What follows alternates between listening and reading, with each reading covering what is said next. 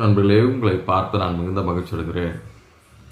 2 நாளாகவும் 30:12 பார்க்கும்போது தேவனுடைய கரம் அவர்களை ஒருமனப்படுத்திற்று என்று சொல்லப்படுகிறது. யுனைடெட். எனக்கு அருமையான தேவனுடைய பிள்ளைகளே, யூதேயா தேசத்தை குறித்து சொல்லப்படுகிறது. புளிப்புள்ள அப்ப பண்டிகை அவங்க அசரிக்கும்படி எல்லாரும் ஒன்று சேர்க்கப்படுகிறார்கள். பாருங்க, எல்லாரும் ஒன்றுமையாக வருவதற்கு தேவனுடைய கரம் அவள் வழிநடத்துது என்று பார்க்க முடியுது. ஒரு பிரிவினை ஆவி உங்கள் குடும்பத்தையும் உங்கள் தெருவையும் உங்கள் கிராமத்தையும் உங்கள் குடும்பத்துக்குள்ள சுற்றி இருக்குதா?